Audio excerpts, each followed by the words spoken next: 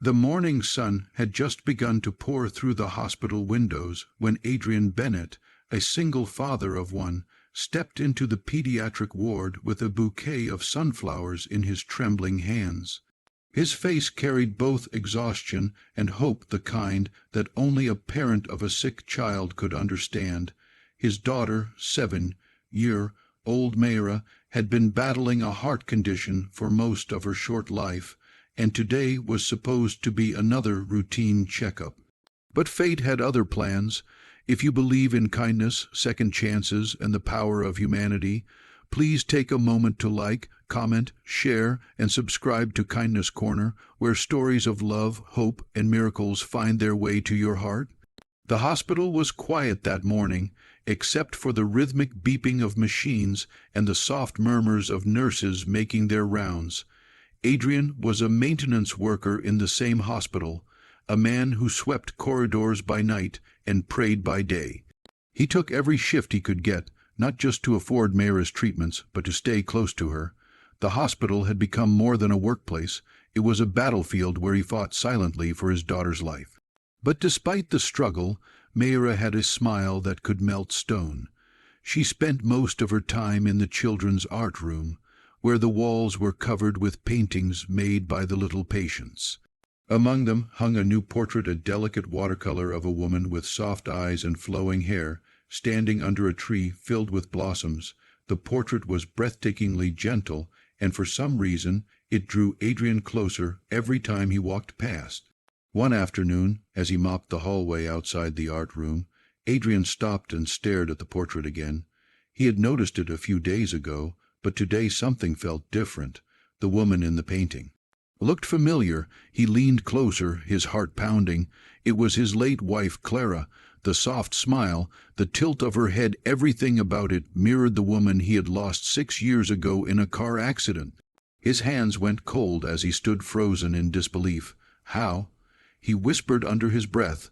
No one at the hospital knew Clara. No one could have painted her. He rushed inside, his voice trembling as he asked the nurse who had painted it. The nurse looked surprised and said, "Oh, that portrait. It was made by one of our new patients, a girl named Ilara. She's been staying in room 305 for a few weeks." Adrian's breath caught. A patient, he repeated softly. "Yes," the nurse said. "A young girl, maybe 16 or 17. She doesn't talk much about herself, but she paints beautifully. You should see her collection. It's like she's seen the souls of the people she paints." Adrian's mind raced as he walked down the corridor toward room 305. He hesitated at the door before knocking softly. The room smelled faintly of paint and lavender. Inside sat a frail girl with auburn hair, her eyes fixed on a blank canvas. She turned when she heard the knock, her face pale but kind. "Can I help you?" she asked softly. Adrian's voice quivered.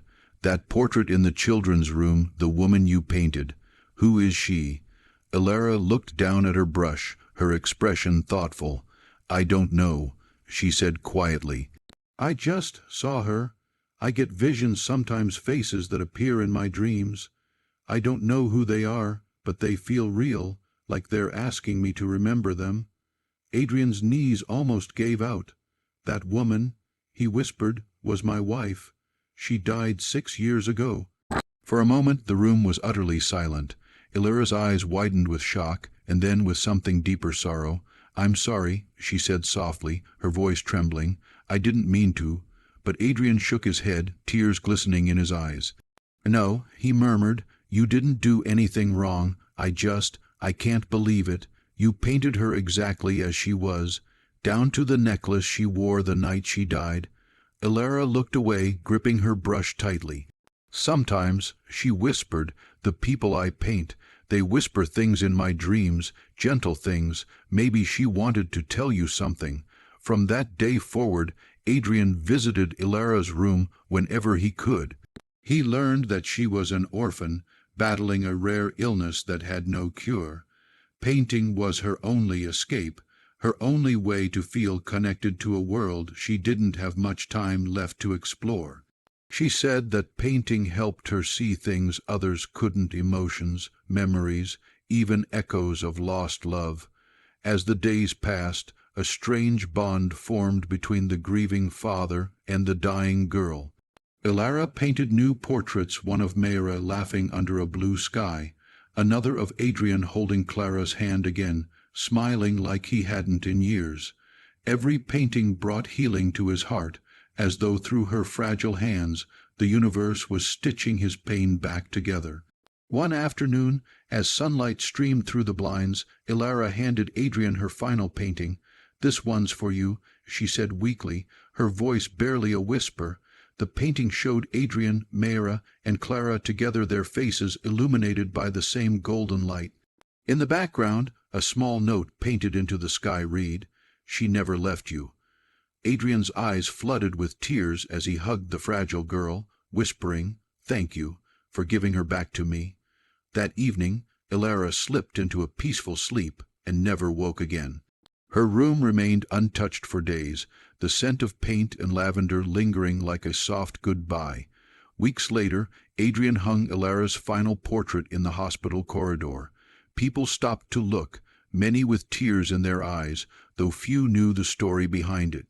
For Adrian, it wasn't just a painting, it was a message from two angels who had touched his life and reminded him that love never truly dies. Mayra recovered slowly after her surgery, and every time she passed that painting, she smiled and said, "Mommy's watching us." Adrian would nod, holding her hand tighter, whispering a prayer of gratitude for the girl who had become their miracle. If this story touched your heart, please don't forget to like, share, and subscribe to Kindness Corner, your home for stories that remind us of the beauty in compassion, faith, and human connection. And before you go, comment below. Love never dies. Let's fill the world with kindness, one story at a time.